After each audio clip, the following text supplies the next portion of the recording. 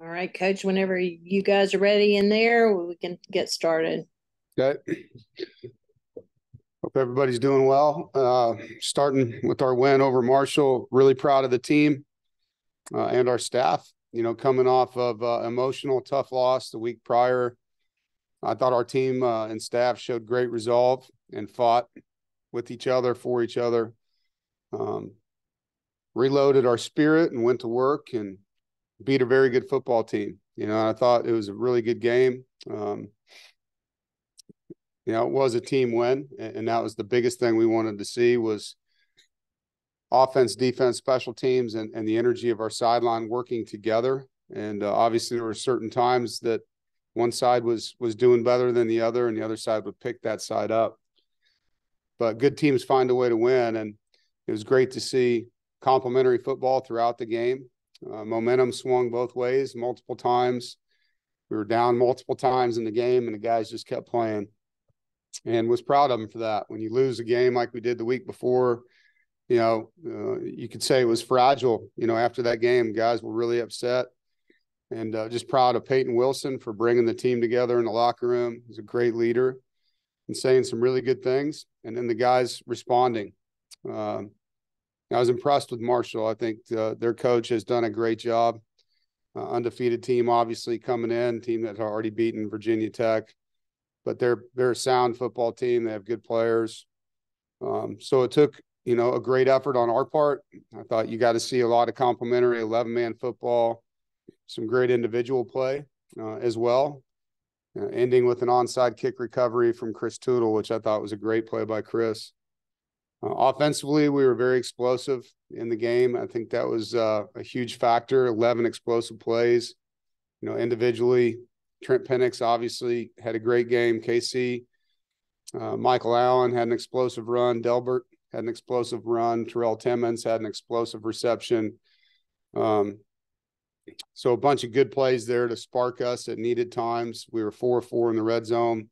I thought, MJ had a tough start and then responded really well, threw some great balls, a couple under pressure, and it was very accurate after that first couple series. The negatives on offense, obviously turning the ball over 3 times. It's hard to win games doing that. And you don't win a lot of games with 3 turnovers. So something we have to do better, particularly getting ready for this next game this week.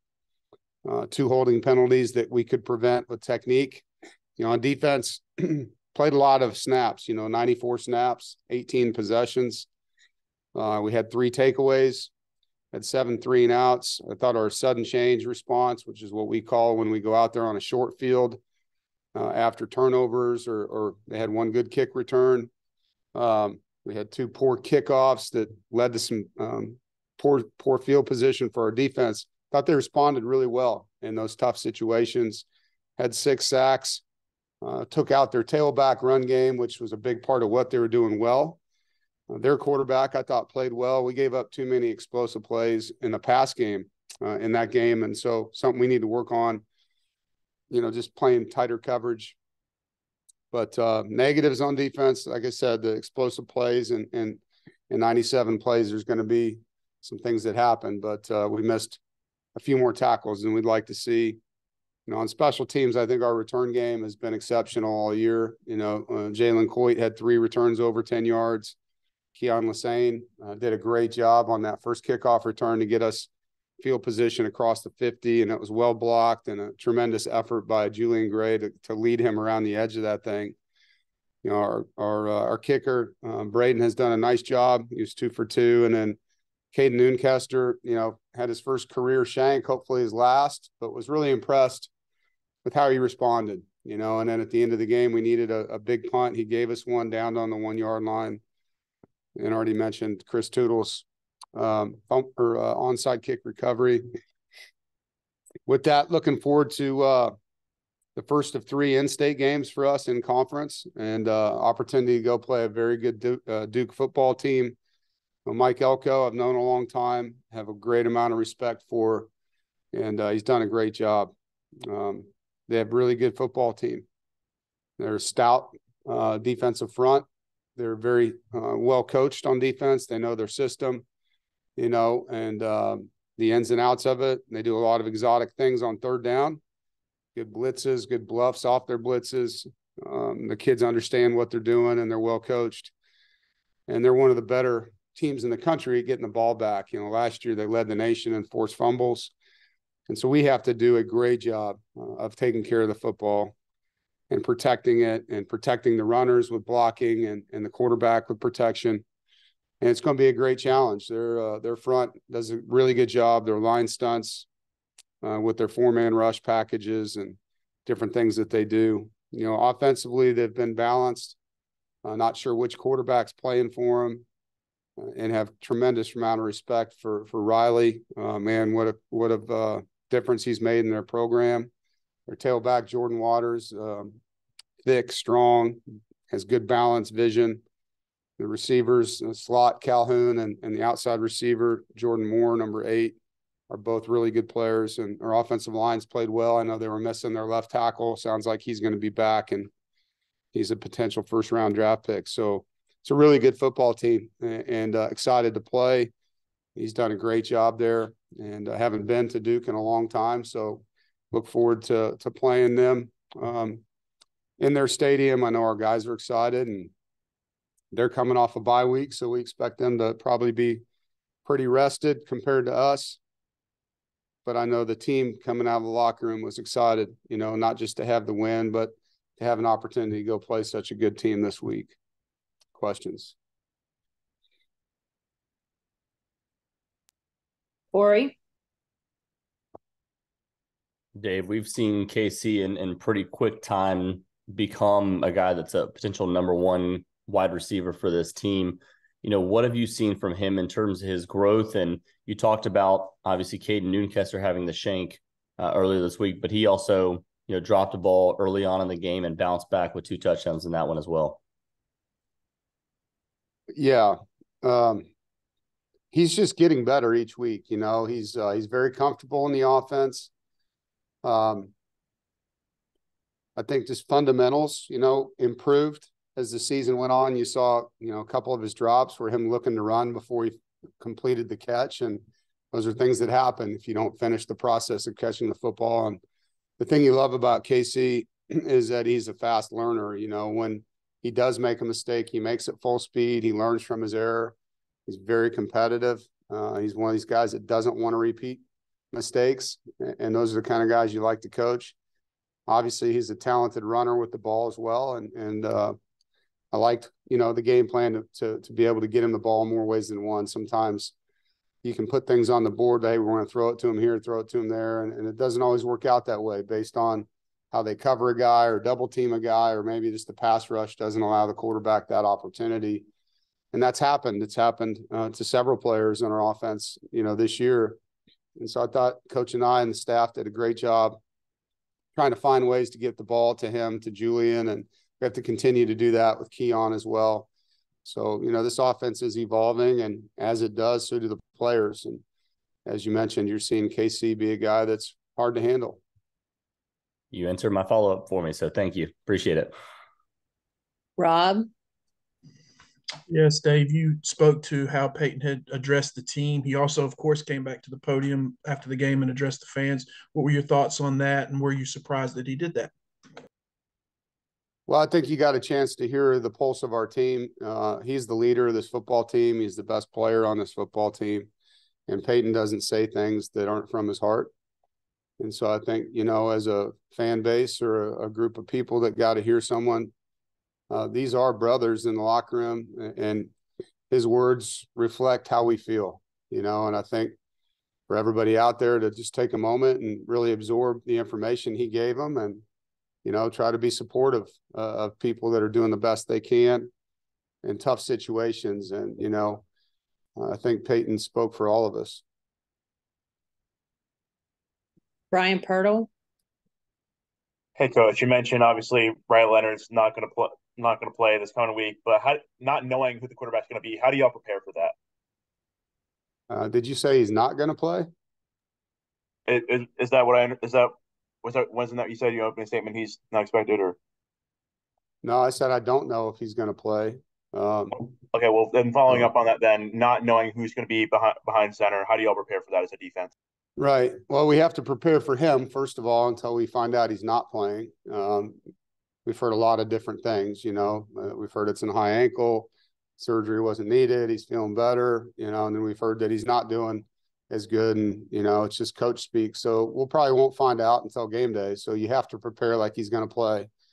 And then with the backup, there's very limited film of him in college playing. So we'll go back to his high school film as well, just to see what his skill set is. He's got a huge arm. You can see that, not just in the Lafayette game, but his high school film and the type of runner that he is compared to Riley and how they might use him.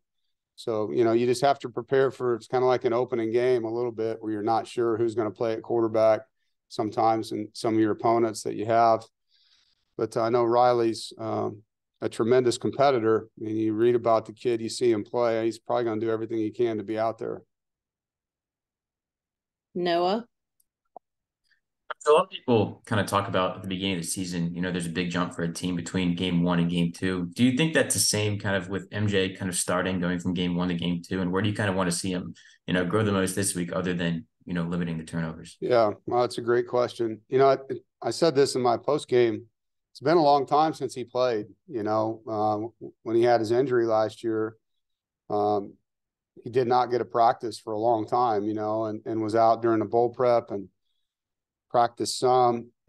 So that was the first time he's been tackled, first time he's had game speed at him that way, since last season.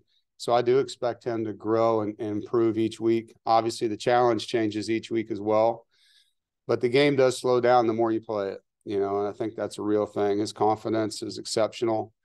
I was really proud of, how he communicated with his guys, and he'll learn, just like I talked about KC, MJ will learn from the things that he wants to be better at, things that he can do, not just with his arm, but with his eyes, things that he can look at and really put into how I want to respond, how I want to do things, and the timing and the efficiency and all the things that go with it. So, yeah, I think that's a really good question, and I would hope that that's what we see.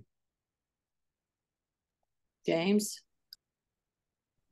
Yeah, Dave, you guys had a lot of success with the pop pass. I don't know really how you want to label it. Do you view that as an extension of your run game, a way to kind of help just get your playmakers more touches? How did you view that? Because it was very successful for you. Yeah, I mean, in that particular game, we ran it a couple different ways, but it's just, a way where you're trying to get the ball in the hands of somebody that's fast, which we have several guys like that are good after the catch, with a bunch of blockers in front of them. And it's kind of old school student body, right or left in some cases. In some cases, there's misdirection where the line could be going opposite, right, the pitch. And so, yeah, it's something that Coach and I has done in the past, something that we did a lot of at another school I was at.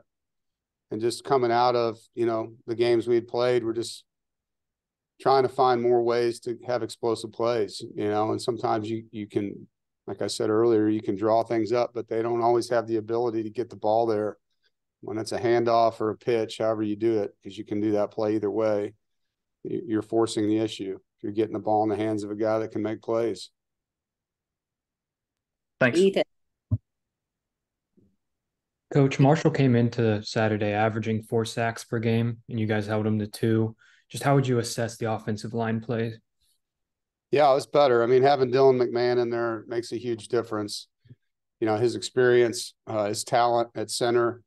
Like I said, it also allowed Coop to play guard. And for Coop, I think having 2 games under his belt at center and now moving over to guard only helps him. And during the week, obviously the guys up front and really as an offense, we all knew we had to play better around the quarterback, like I said last week. And the O-line took that to heart. We talk about blocking for one more second, just, one Mississippi, like just one more second so the back can have a bigger hole, the quarterback can have a little bit more time to throw untouched, receiver one more step to get open. And so that was a huge emphasis, and it paid off, and the guys did a nice job up front, things we can definitely do better and going to have to. Duke's front is very, very good. They're older, experienced kids. They're thick. They're strong.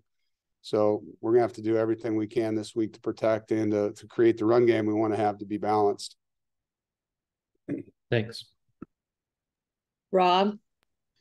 Yeah, Dave, I think the last time you went to Durham was your first year. And when they eliminated the divisions, Duke became an assigned rival.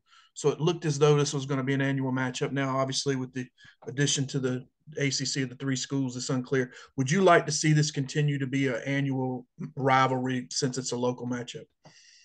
Yeah, I would love that. Is that right? I haven't been there in that long, 10 years. Wow. I think you only played them twice, sir. Yeah, I know we played them during the COVID year, and I thought we played them back-to-back years. Maybe they were both at home. But, yeah, I think having a team 30 minutes from your campus that you never face is kind of strange, So I've said this before. I think it's not just for our school. It's for all the kids that play in the ACC. It's great to have more variety in who you're playing in the league, and you're playing in a conference, over your 4 or 5 years that you're in it. You'd love to say you played at every school, home and away. And getting a chance to play Duke in the rotation, whether it's every year or, at least every 2 years, home and away, would be outstanding. Noah? You guys were able to get Trent Penix, more involved in the pass game this week. What was it like to see that? And, how does he kind of make it a little bit easier on MJ, having another, target like that? Yeah.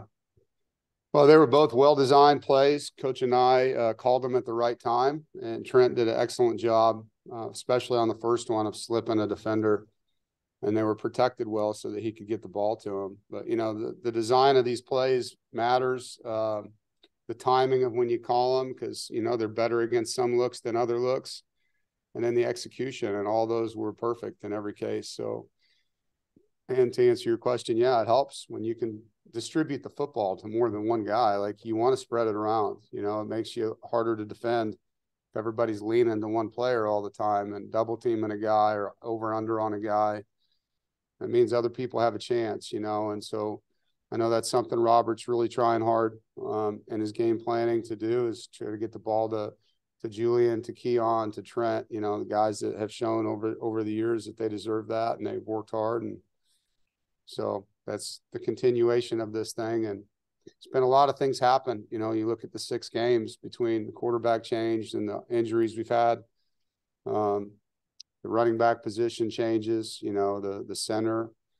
So it's a work in progress. And I think, to see us put up 48 points last week against the top 20 defense, that was great progress. JC?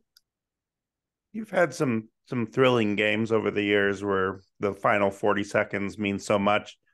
How hard is it to just kind of keep all the moving parts, together? I mean, we've seen some very high profile situations in the last couple of weeks where it just shows how hard it is to keep those last 30, 40 seconds smooth. Are you referring to what happened at I'm not going to call out any other program, but I mean, it just does show that whether it's 10 people on defense or taking a knee on offense, I mean, there's a lot of moving parts. Games are hard to win, man, and they're precious too. And yeah, I mean, each one of these last 40 seconds of the game has definitely shortened my lifespan. Probably, I don't know, in dog years, 14 or 15 years are gone now because of that final 60 seconds of stress. But our kids are well coached. They understand situational football. We spend a lot of time on the final 4 minutes of games, whether it's us trying to finish a game with the football or get the ball back, which you saw in the Louisville game. Our defense did a great job, back-to-back series of getting the ball back for our offense. We practice that stuff all throughout camp. We practice it during the week. Every Thursday and Friday, we're reviewing game-ending plays. And because when you get to them, man, if the guys don't know what to do, boy, it can ruin the entire day, And so you've got to do a great job. And then you have to communicate as coaches too, like the timing that's left, how many timeouts are involved, what's going on there. Can we take a knee? Do we need to run a play? There's a lot of thought that goes into that, a lot of communication on the staff too. James? Yeah, Dave, I know at times here you've been really successful at the end of the first half scoring, putting drives together. This game was really kind of odd. You had one possession where you ran it a few times, you got it back with a minute to go, and then you were really aggressive. How do you balance that? I mean, what factors go into that each week? Yeah, that's a good question. I think sometimes it's just a feel for what's going on with the team. And we were getting the ball back a lot of times at the first play too of that drive. Mm-hmm. Like, sometimes these teams put their dime defense out there. You run the ball thinking that you're running into a light front, you might pop one, right? And then you get TFL and you're like, well, that didn't work. What are we going to do here? So I think it's a game of percentages, how many timeouts you have left and how you're feeling about your kicker, all those different things. And a lot of it is a gut feel. It is. And I know everybody in the crowd always wants you to go, go, go. But, the last thing you want to do is turn the ball over and give the other side a chance to score before you go in too. So you have to be calculated in it. You have to go with what you really feel is going on with your team in that moment, and how they look going out on the field. Are they confident in that moment to go score? I do prefer to be aggressive, but I'm not going to hang our defense out if I'm not feeling like it's a good time to, put a foot down. Noah? Kind of touched on it, after the game, but Michael Allen and Delbert Mims both got going in this game. What was different and kind of being able to open up the run game with the running backs, in this game than, some of the previous ones? Well, I think it starts with the O-line. Those guys did a better job opening up holes for them. They sustained their blocks just a little bit more. And when I say O-line, that's inclusive, of anyone else blocking on the play. They're the tight ends. Sometimes are involved on that. The fullback, the receivers down the field really strained. You'll see Bradley Rosner and Keon and Porter Rooks and guys fighting down the field to help guys. And then the backs just, man, they hit it. When they saw those holes, they hit it. There's no hesitation.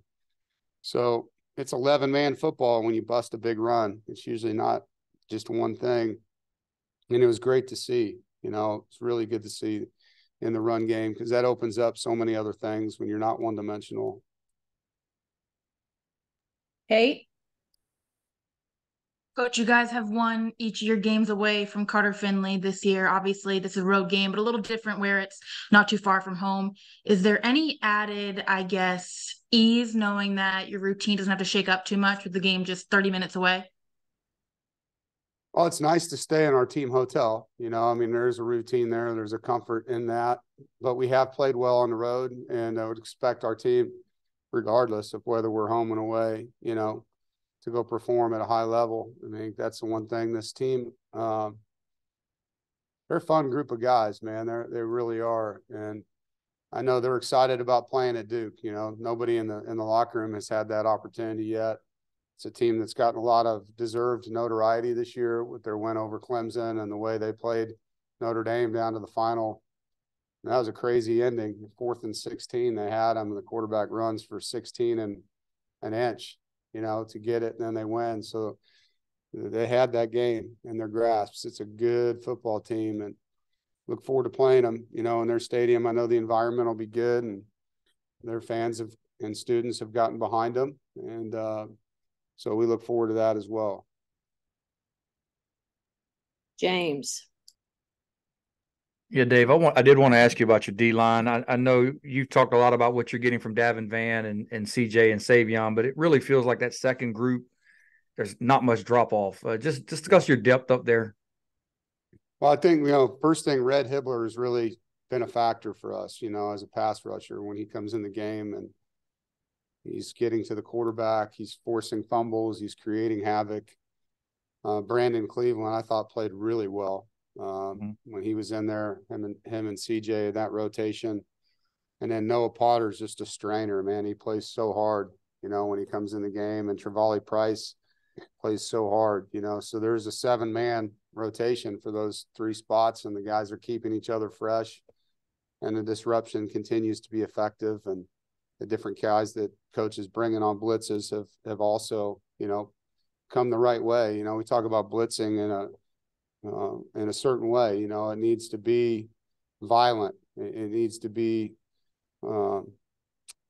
just attacking, you know, and downhill and being able to get off blocks and jump over people. And so there's just a demeanor to it. And I like the way those guys are playing. I mean, I'm super impressed with the strain and disruption, Davin Van and Savion and CJ. And then there's just a standard of play in that room now. Like, if you're going to take reps from them, you better come in and deliver. And the guys are really responsive in that way.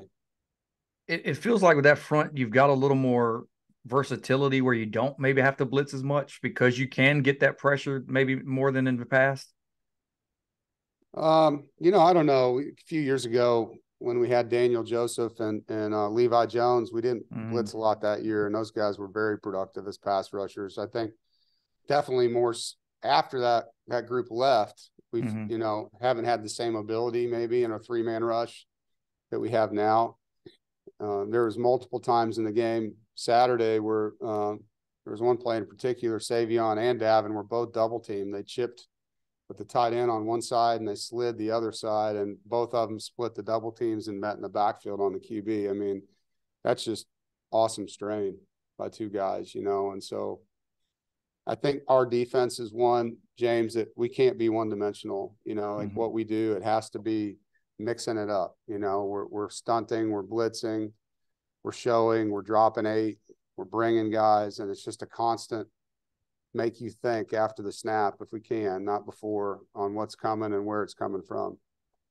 Appreciate it. Yep. Jaden. Can you give an update on Rakeem Ashford? Yeah, unfortunately, Rakeem is out for the year.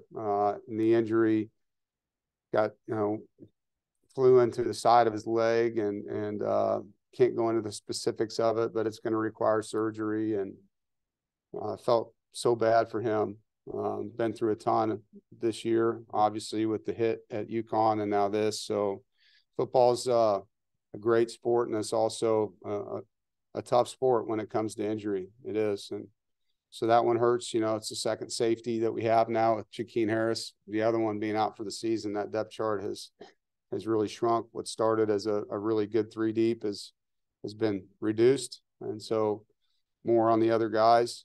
But yeah, prayers towards Rakeem for sure. All right. Looks like that's all the questions. All right, thank you. Thanks, Coach. Thanks, everybody.